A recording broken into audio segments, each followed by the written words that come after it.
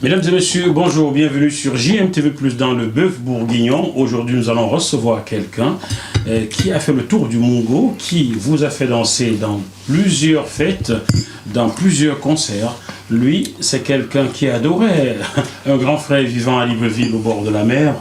C'est d'ailleurs le pourquoi son premier album fut beaucoup marqué par ce grand frère de Libreville. Je ne vais pas encore vous donner son nom, car il va vous fredonner quelque chose et comme ça vous allez savoir de qui il s'agit.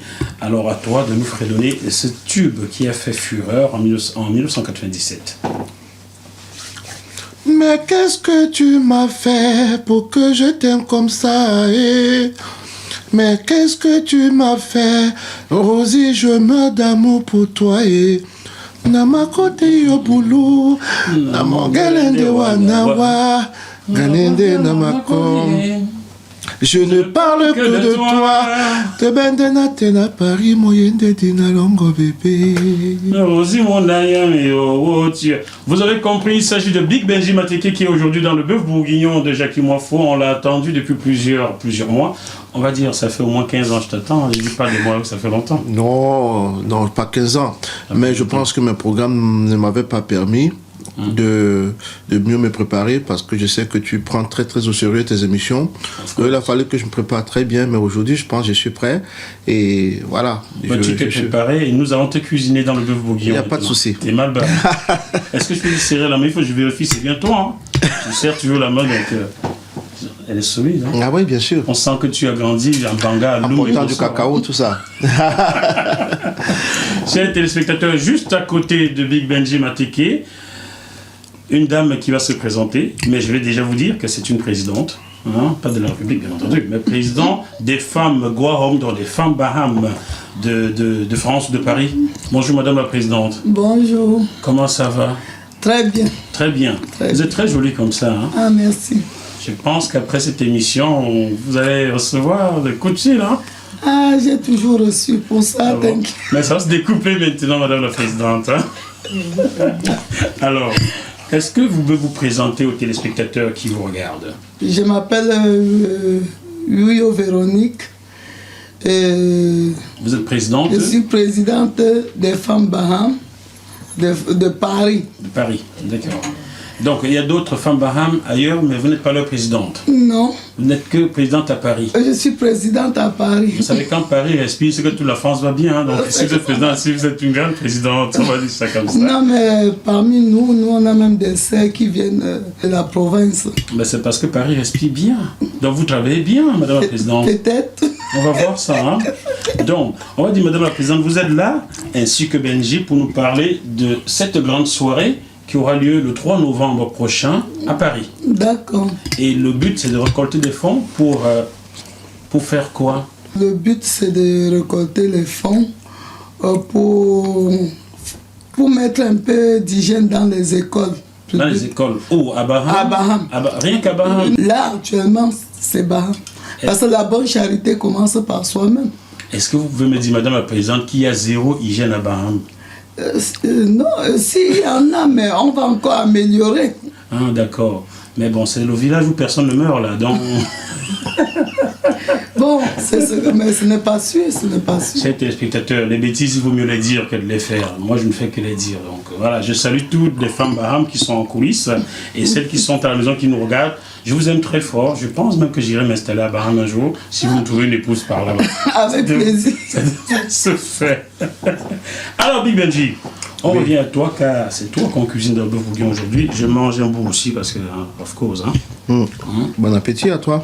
Merci beaucoup. Il faut dire, les femmes Baham nous ont gâtés. C'est pas JMTV Plus qui a fait toute la cuisine aujourd'hui. Je n'ai fait que le Bœuf Bourguignon. Et tout le reste a été fait par les femmes Baham. Elles ont apporté des cantines de nourriture. Je ne sais pas ce qu'ils vont faire à la fin. Donc venez manger avec nous. Big Benji. Oui. Alors, tu naquis quelque part dans le Mungo à la fin de l'année de l'indépendance, là. Vers la fin de la décennie indépendante, hein? Tout à fait. On va dire ça comme ça pour ne pas donner ton âge. Les petites pourraient fuir. Non, je suis très à l'aise en parlant de moi. Donc, je suis né effectivement le 11 juillet 1969. C'est à Souza. Souzaki est également mon village, le village de mon papa. Ah, d'accord. Donc, c'est une chance déjà d'être né dans son propre village. Dans son propre village, oui, c'est Voilà. une vraie chance. C'est pas comme nous qui naquîmes à Yaoundé, machin, truc là, n'est-ce pas? Voilà. Donc, j'ai grandi en Kapa. En Kapa, qui est un village à 2 km de Souza, où j'ai passé pratiquement toute mon école primaire. Voilà, donc, voilà mes origines à peu près. Et puis, ma maman, elle est plutôt de Bomono. Moitié Bomonoba Djedo, moitié Bomonoba Mbengue. Donc, quand on essaie de voir avec Souza, c'est à peu près 5 km. Mon papa ne pas aller chercher. Voilà, il allait juste à côté. Et ça fait le beau garçon que tu es, quoi. Merci. Et je suis bien ça de comme un droite. compliment. Et là, tu as grandi dans le Mungo toujours, hein? J'ai grandi là au Mungo parce que déjà papa est du Mungo. Papa aussi travaillait à la Régie nationale des chemins de fer à l'époque. Et donc, comme on était affecté dans plusieurs gares, notamment la gare de Loum, la gare de Pendia, Konsamba. On l'a fait déjà bien loin, hein? Voilà. Donc, obligé de faire le tour avec papa et maman. D'accord. Voilà. Donc, tu as vécu à Loum pendant que papa travaillait là-bas. On aurait pu se croiser, hein? À Manengouassan, par exemple. Car en 76, j'étais à Loum chez ma tante, maman Anne, Loum Chantier. Donc peut-être on s'est croisés. Peut-être tu allais à l'école avec mes grands cousins. À 76, je n'avais que 7 ans. Oui, mais tu allais à l'école. J'avais 17 ans. 17. Ah oui, tu étais déjà au collège. Bon. Je pensais qu'on est de la même génération, ton grand frère. Merci. Alors, comme ça, tu as commencé la musique, tu n'as pas eu besoin d'aller au conservatoire, ça n'existait pas dans le coin. Et jusqu'aujourd'hui, ça n'existe pas au Cameroun et je ne comprends pas pourquoi. Mais il y a des écoles de musique quand même. Il y a aujourd'hui quelques-unes, mais à ton époque, il n'y en avait pas du tout. Non, pas du tout. Donc, c'est dans les orchestres scolaires que tu as fait tes gammes, tes premières gammes.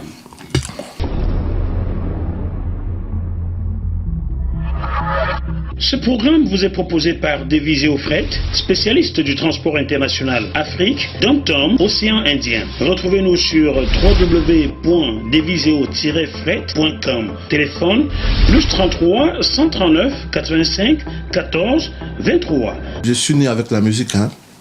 Je commence à chanter de manière très innocente. J'avais un âge pratiquement innocent, c'est-à-dire 3, 4, 5 ans.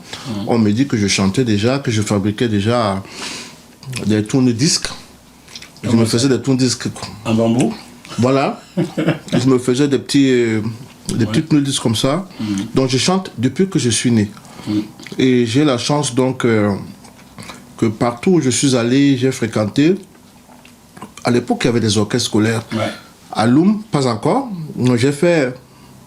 Je chantais à Loum dans un petit quartier qu'on appelait Manengouassan. Je crois que j'avais 14 ou 15 ans, avec certains aînés qui m'ont bien encadré. Après, je suis allé en Konsamba.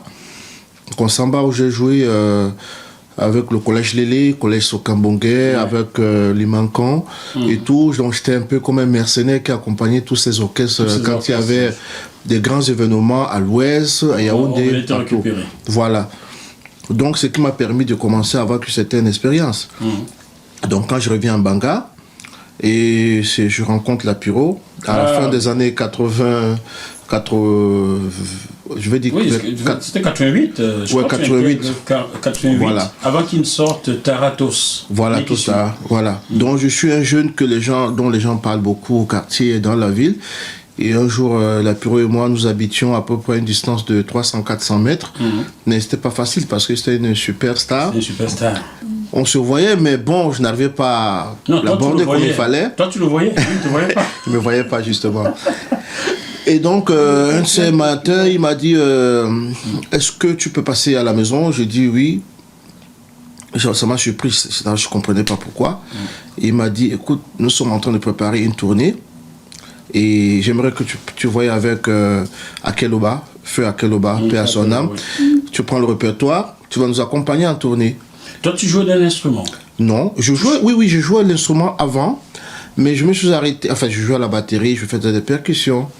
Mais dès lors. Tu l'accompagnes là en tant que choriste? Non, en tant que choriste. D'accord. Donc, je retrouve donc dans cette équipe les Bobin Guimet. Je regroupe les Billy Bass, le feu Willy Ford, qui était un des plus grands bassistes sur la place parisienne ici.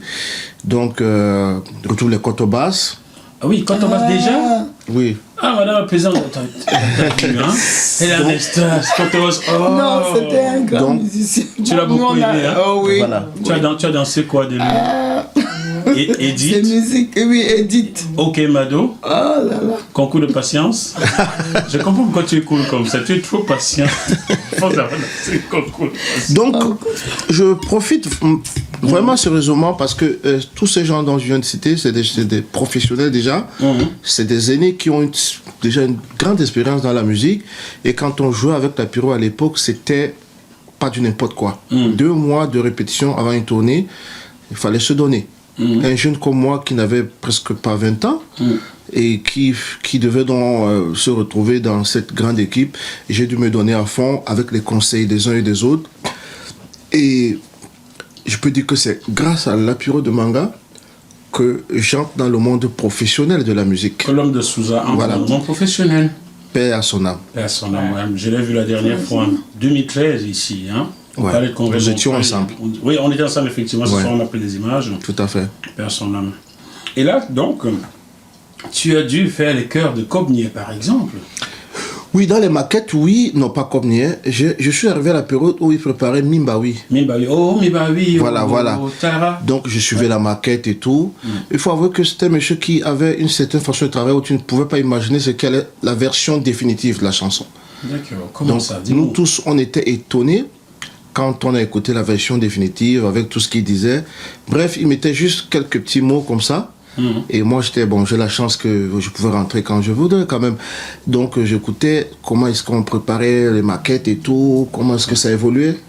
Et jusqu'à ce qu'il, parce qu'il a réussi la plupart de ses albums en Europe. Donc, jusqu'à ce qu'il parte en Europe en réussir. Quand il revenait, c'était une merveille. Une merveille. Voilà. Ouais. Donc, tu as eu la chance. Tu as eu la chance de chanter avec la Pion Banga dans Mimbawi quand même, hein, madame la présidente. Non, il faut que je précise. Dis-moi. J'ai pas chanté dans l'album. Tu as J'ai eu la chanté. chance d'assister à la préparation de cet album-là. De cet album, oui. L'album a été enregistré entièrement ici avec des super... voilà. Donc, tu as travaillé la maquette, tu veux dire? J'ai assisté. Il a J'ai assisté. insisté. Mais ton rôle, c'était donc Mais quoi? il Parce que nous, on veut précise. savoir... Alors, le rôle, s'il faut le préciser, la Pureté est un artiste qui était très populaire et qui faisait beaucoup de concerts. Alors, en tant que choriste, j'étais pas seul, j'étais avec Rosie Bush, Ah, j'étais Rosie avec Bush, oui, je me souviens. Akeloba, dont nous l'avions accompagné dans plusieurs tournées au Cameroun et à l'extérieur, Gabon, le Massa, à l'époque quand le Massa commençait en Côte d'Ivoire et tout, donc on a fait plusieurs tournées comme ça, et c'était un peu difficile, je pouvais pas tout faire parce qu'en même temps j'étais à l'école, et donc il y a des déplacements que je ne pouvais pas faire. Mais pour revenir sur la question, j'ai été auprès de lui en tant que choriste, et comme un petit frère, parce que j'étais son protégé. Ah oui, tu Voilà. étais le plus jeune de la troupe. Voilà, j'étais très protégé. Tu portais son sac. Voilà. Mais à propos des sacs, j'en ai porté au point où parfois...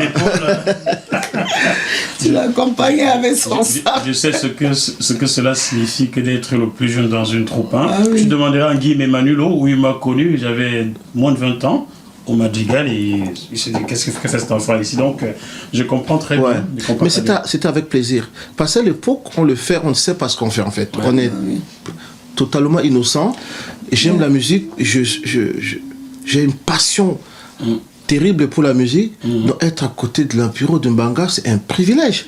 Donc le sac, il peut pas peser quand on est à côté d'un monsieur comme celui-là. Mais il fallait même déjà avoir la chance d'être sélectionné. D'être là à côté de lui. Parce que beaucoup ont rêvé d'être à ma place à l'époque. Ouais. Voilà. Envier ta place. Effectivement, effectivement. Bon, à moto d'Abourguignon. Pour ceux qui ne comprennent pas Douala, ça veut dire l'homme mange le bœuf bourguignon, voilà. Il est traduit. Mais c'est bien. D'accord. Je sais que tu te bats un peu partout, quoi. Pas que dans le bœuf. Bon, je ne vais pas dire le reste ici, hein. Non, il ne faut pas dire le reste ici. Surtout pas. Attends, tu me vends ou quoi?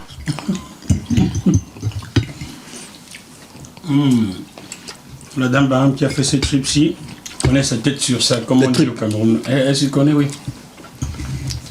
Bon. Man, après la Pyro Banga, as-tu l'impression quand même que la Pyro t'avait choisi pour parfaire ta connaissance en musicale? Moi, je pense que je suis de ceux qui pensent que tout est tracé. Je ne pense pas avoir été, alors avant de rencontrer la Puro Banga, un super artiste. Je sais que je chantais très bien et que les gens appréciaient fort ce que je faisais. Mais, comme je l'ai dit tantôt, se retrouver dans le sillage, dans ce petit cercle, c'était un privilège. Ce qui me permettait donc d'acquérir suffisamment d'expérience avant d'attaquer une carrière solo, voilà, personnelle. Donc c'est quelque chose qui, je peux dire, a marqué le premier départ de ma carrière professionnelle. Et ensuite, nous allons te découvrir en sorcier. 6 ans après que tu as intégré le Tara System de la Puro, oui. Nous te découvrons en sorcier. Oui. En 1994. Mais il y a beaucoup de choses qui sont passées avant. Qu'est-ce qui s'est passé entre temps? Dis-nous, en 6 ans, il doit y avoir beaucoup de choses. Il y a beaucoup de choses, non, c'est moi j'étais à l'école, donc je préparais probatoire bac et tout. Donc, je n'avais pas beaucoup de temps non plus avec la Puro parce que le probatoire à l'époque, c'était pas facile. À le cimetière, là. Le bac aussi. Donc, entre-temps, je faisais des concours. J'ai participé à plusieurs concours nationaux de la chanson, sans publicité, organisés par les brasseries du Cameroun à l'époque. Oui, tu es arrivé deuxième une fois et premier l'année qui suit. Voilà, ça, donc l'année 92, je suis deuxième. Toujours parce que j'arrive en retard, je suis à l'école, donc je ne peux pas répéter normalement. Et puis la deuxième année, je suis donc lauréat du concours national de la chanson en 93. Tu es le number one. Voilà, dans tout le Cameroun. Oui. Donc, c'est ainsi que je commence à prendre une certaine notoriété. Entre-temps, je prépare des petites maquettes que je fais avec ma soeur Claudia à l'époque, parce que elle était toute jeune. Elle était toute jeune, mais comme je chantais tout le temps, j'ai fini par la contaminer. Et nos chambres n'étaient pas très... La pauvre, la gamine ne dormait donc, jamais. Il y a des moments où je chantais, elle fredonnait aussi dans sa chambre et tout. Et donc, c'est comme ça que je l'amène aussi. Elle commence à m'accompagner. Donc, la première fois qu'elle m'accompagne, c'était au quart de finale de ce fameux concours de la chanson en 93. Donc, c'est comme ça qu'on évolue. Donc, finalement, ensemble. Je vais te faire un petit Congo-ça. Fais-moi le Congo-ça. Nous sommes en août, le 23 août 1993. Mon beau-père, qui est Sawa, Léa Félix, m'amène chez Boalotine, en face des HLA, quoi. Oui. Et Boa nous parle de toi. Oui. 93, cette année où tu faisais dans ces concours, et Boa nous parle de toi. Par exemple, de lui, il était le président de... Je crois le président de... Non, pas le président de... On appelle ça... Le comité d'organisation? Non, pas le comité d'organisation, c'est lui qui était comme le jury principal. Ah d'accord, le président du jury? Président du jury. C'est ça que tu cherchais comme ça? Donc, je ne savais pas que j'ai attiré son attention. Dans tous les cas, j'ai toujours chanté avec passion sans me tenir compte de ceux qui sont autour de moi. Je chante, je me fais plaisir. Et finalement, je me suis rendu compte que ça fait plaisir à d'autres personnes. Tu as vu, hein? Tu as un honneur parce que... J'étais connu alors que tu n'as même pas encore sorti un album parce que le grand Ebolotine m'a parlé de toi à l'époque. Il me dit, petit frère, si tu veux jouer la musique, tu fais comme Benji, il y a un petit la Benji Matiki qui fait très bien en ce moment-là. On envoie dit, gars, tu grinces, ça va venir. C'est qui ça, Benji Matiki? Et l'année qui suit? Donc, les choses vont aller très vite. Je gagne un peu d'argent, je crois 500 000 à l'époque. Seulement? Mais c'était beaucoup. En 93, finaliste, 500 000, c'était beaucoup d'argent. Donc je rentre en studio pour parfaire mes maquettes que je présente à la Puro de Mbanga. Et il commence à avoir, dans les années 90-92, la Puro a donc quelques problèmes, quelques soucis, avec quelques soucis politiques. Et je suis un peu orphelin. Qu'à cela ne tienne, je fais des maquettes. Et il arrive en Mbanga à un moment donné, je lui présente ma maquette et tout, il écoute. Et puis, il a voyagé, il est allé en France. Il est revenu quelque part, il me dit, mais tu m'as donné ta maquette, je la retrouve pas, redonne-moi ta maquette. J'ai dit, ok, mais je ne comprends pas. Je lui fais une copie. Même faire une copie à l'époque, c'était pas facile. Hein? Bah oui. Donc, il fallait chercher une disquerie et tout pour faire la copie. Je le lui ai fait. Et 2 mois, 3 mois après, il me dit de passer à la maison. Je passe, je trouve qu'il a reprogrammé les trucs et tout. J'étais content parce que ça commençait à ressembler à quelque chose. Donc, pour moi, c'était une bonne maquette propre et tout. Je ne savais pas qu'on était en train de préparer un disque en fait. Ah bon, il te fait travailler sans te dire que vous préparez un disque? Voilà. Donc je ne sais pas que c'est comme ça que je commence à préparer mon premier album. Donc on a fini. Comme j'avais un peu d'argent et tout, il m'a dit, bon, on va descendre à Douala. Et puis, j'arrive, je trouve les studios. C'est la première fois que j'entrais dans un grand studio comme ça. J'arrive, je suis un peu impressionné, mais bon, tout de suite, je sens que c'est le moment où il faut tout donner. Donc, on commence à enregistrer et tout. On finit dans l'album, il faut aller court parce que s'il faut relater tous les petits détails. Ouais, on s'en sortira, mais donne-nous l'anecdote. Moi, j'aime bien les anecdotes. L'anecdote, c'est qu'il y a des parties. Toute une anecdote que mes proches connaissent. Il y a des parties de musique que moi je ne voulais pas. Et lui, que je il voulais dit, pas. Et il me dit, alors, si tu ne mets pas ça, je crois que tu vas te débrouiller seul.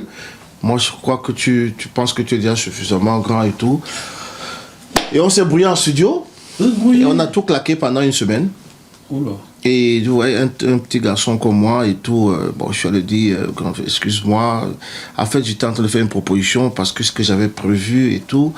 Et voilà, c'était comme un papa aussi. Donc il a compris que c'était l'instinct artistique qui m'animait. C'était pas de l'orgueil. De l'orgueil. Donc on est rentré et tout, on a fini d'enregistrer. Et je suis rentré parce que je préparais le bac cette année-là également. Donc je suis rentré en Banga après l'enregistrement. Il est resté pour finir tout ce qu'il avait à faire. Je suis rentré, puis j'arrive en Banga. Je faisais beaucoup de sport à l'époque. J'étais footballeur en même temps. C'est-à-dire que j'étais l'un des footballeurs le plus sollicités dans notre collège. Donc il arrivait des moments où je jouais une mi-temps et on venait me chercher pour aller faire un concert. Donc il y avait la voiture qui attendait. Voilà, la voiture attendait pour qu'on me prenne pour aller faire un concert, voilà, pour aller chanter. Wow. Donc, au cours d'une de mes séances de sport, j'ai une petite soeur qui court, qui vient me voir, on te cherche à la maison et tout. Et c'est comme ça que je reviens, et je trouve qu'il y a monsieur Malaika, monsieur Njo Malaika, qui dit, on se salue et tout. Il dit, c'est Mateke, oui, j'ai dit oui, c'est pourquoi. Il me dit, non, je sors du studio, j'ai écouté ton album, il est magnifique. Sincèrement, j'ai envie de le produire. Donc je suis surpris, ça c'est seulement 3 semaines après le studio. Je suis surpris, il dit, ben, Lapiro n'est pas là, c'est lui qui a arrangé l'album, c'est lui qui a tous les éléments. Donc il n'est pas là en ce moment, lui aussi à Douala, donc on va attendre qu'il revienne et tout. Bref, les choses sont allées très vite. Et à l'époque, Mega Shop, M. Nunjo Emmanuel, il est dans Konsamba. Oui, ça tourne toujours dans mon coin. Ça va sortir. Donc il était M. Malek qui était donc directeur de production dans cette nouvelle structure. Et c'est comme ça qu'on m'a pris et qu'on m'a fait signer un contrat de 5 ans. 5 ans? Oui. On t'a donné combien, vas-y? Ce qui est sûr, c'est que je ne me rappelle pas. J'ai été... Non, mais je ne me rappelle pas. Je vais dire, moi j'aime dire la vérité. Non. Je jure, si ça a été 1000 francs. Je vais te demander, t'inquiète pas, vas-y. Même si tu demandais, j'en ai pas assez. Donc, alors, je sais que j'ai reçu plein de tenues parce qu'avec ce monsieur avait également une boutique qu'on appelait Mega Shop. Donc, je suis allé me servir, on m'a donné plein de tenues parce qu'il fallait remodeler l'âme, quoi.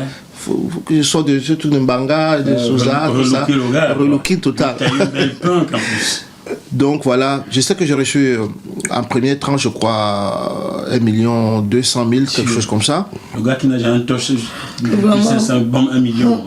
C'est une fortune à l'époque, hein? Non, mais il faut avouer quand même que les offres que je présentais, vu mon âge et l'équipe qui m'entourait, bon, c'était pas grand-chose. Parce qu'à l'époque, je connais quand même des artistes qui... Je me sentais capable de vendre plus de 30, 40, 50 000 albums. Donc, j'étais un peu sûr de moi. C'est qui n'était pas rien à l'époque. Voilà, j'étais un peu sûr de moi.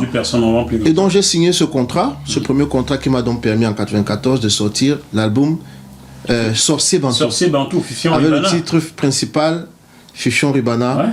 Voilà, donc tu connais l'histoire de Fifion finalement. Fifion Ribana, Fifion mauvais sorcier, c'était ça. Et dans cet album évidemment a participé également ma soeur pour faire, parce que j'ai fait toutes les chansons et après je me suis dit il y a des chansons où une femme doit intervenir. Et je me dis, attends, j'ai ma petite soeur qui est là, Claudia. C'est là où on l'invite en studio, elle chante un peu, Et on constate qu'elle peut tenir. Elle peut tenir, oui. Mamino kakana gona sepati bidi ya baewo. No kakana mwana wa sepati bidi ya bangeya. Nyola nikado na meyae. Na meya solamba. Muna mama bembera bembe. Voilà. C'est l'une des chansons aussi qui a marché fort. Voilà. Hein? Voilà. Il y avait donc, dans cet album 2 titres qui ont fait fureur. Dieu merci. Parce que c'est pas facile. Premier album, un coup d'essai, un coup de maître. Mais tout de suite. Voilà, donc belle entrée pour moi. Oui, très belle entrée. Comment elle va, Claudia? Très très bien. Hein? Claudia, elle est toujours dans la musique, mais... Elle nous fait des infidélités au Makossa désormais. Elle chante du Bikoutsi. Hein? Non, mais l'intégration nationale. Oui, mais quand on parle d'intégration nationale, on vit là, on vit l'intégration. On vit Elle est du Baha. effectivement. Moi, je suis de Souza. Elle fait une fête pour améliorer les conditions de santé. Les enfants à Baham. Et moi, je viens chanter. C'est ça l'intégration aussi.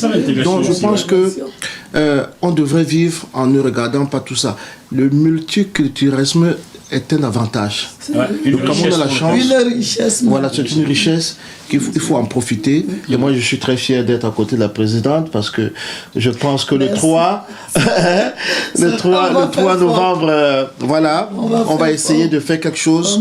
Voilà. Bon, donc, c'est le 3 novembre 2018. Hein. 2018. Ce sera à quel endroit, Madame la Présidente? À l'espace Chevret, dans la grande salle que nous tous on connaît. Oui. Donc, chers téléspectateurs, save the date, as English says, le 3 novembre 2018, ça se passe à l'espace Chevreuil en Nanterre. À partir de quelle heure, Madame la Présidente? À partir de 20h. À partir de 20h pile poil, hein, ça va se gâter là-bas parce que les Bahamas ne font pas dans la dentelle, ils font vraiment dans le tissu. Regardez l'exemple là. C'était un exemple. Nous sommes rassasiés alors qu'on n'a pas encore mangé. Non, mais il faut dire que les Bahamas sont un peu comme ma famille.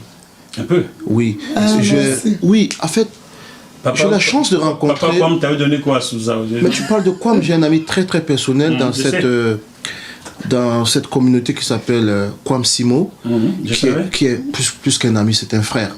Et donc, au-delà de ça, la présidente, Nadine et tous les autres, ils m'ont toujours accueilli. Ils viennent souvent dans mes soirées, pas forcément des soirées Baham.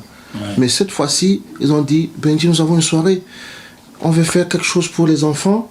Viens avec nous. Est-ce que j'ai à discuter? Non. Je ne peux pas discuter. Tu n'as même pas demandé au Gombo, tu as dit allons tout de suite. Vraiment. Tu cherches les problèmes. Non, tu donnes des solutions. C'est bien d'être reconnaissant. Non, mais je dis, c'est ma famille. Moi, j'adhère toujours dans les projets comme ceux-là, les projets de société où on veut améliorer les choses. Parce qu'il y a plein d'associations qui disent on organise ceci pour cela, mais moi, je suis entré au fond. J'ai compris, c'est pas du n'importe quoi. Parce qu'un enfant qui doit bien étudier doit être en bonne santé. Un enfant qui n'est pas en bonne santé ne peut pas bien mener sur ses études. Et donc, pour être en bonne santé, il faut vraiment... Donc, pour moi, un peu d'hygiène là où on se trouve. Voilà. Donc, moi, je pense que c'est magnifique. C'est magnifique ce que ces femmes sont en train de font. Et je dis, si je peux apporter un soutien, ce serait que mon soutien est comme ça. Une goutte d'eau, mais une très bonne goutte d'eau en plus. Parce que si elle n'avait pas eu l'idée, moi je ne serais pas là. Merci. Si elle n'avait pas eu l'idée, Nadia Ewande, qui sera avec moi ce jour-là. Oui, mais pas qu'avec toi, moi aussi je serai là. Oui, voilà. Ou quoi? Parce que moi je vais chanter pendant que toi tu seras... Mais c'est moi qui vais te capter, comme je l'ai fait à Strasbourg en septembre 2016. Là. Tout à fait. Tu vois, on ne se loupe plus. Hein? On ne se loupe pas. Mais voilà. Donc, c'était pour dire en réalité que je serai le 3 novembre à l'espace Surveille avec les femmes Baham. Je serai accompagné de ma sœur. J'ai failli dire Claudia. Nadia Ewande. Nadia Ewande. Nous saluons, bisous à toi. Voilà. Salut Nadia. Donc, on reviendra certainement dans les réseaux sociaux pour plus de précisions. Très bien. Merci mon frère, merci. Et on compte beaucoup sur vous. Il ne faut pas compter sur sa tête. Hein. Non, sur lui-même. Sur lui. Oui, sur lui. Non, mais... Vous savez, les genres de musique que les femmes aiment. Tout à fait, tout à fait. Il y a beaucoup de surprises ce jour-là. Je crois que d'ici la fin de l'émission, je vais annoncer cette surprise-là. Très bien. Très bien. Ça sera la bienvenue. C'est formidable. Nous allons clôturer ici cette première partie. On vous revient dans quelques minutes, chers téléspectateurs, avec la suite du bœuf bourguignon consacré aujourd'hui à Big Benji Mateke, qui Fais de gros bisous à toutes les femmes Baham. Je le vois venir. Ah, merci, merci.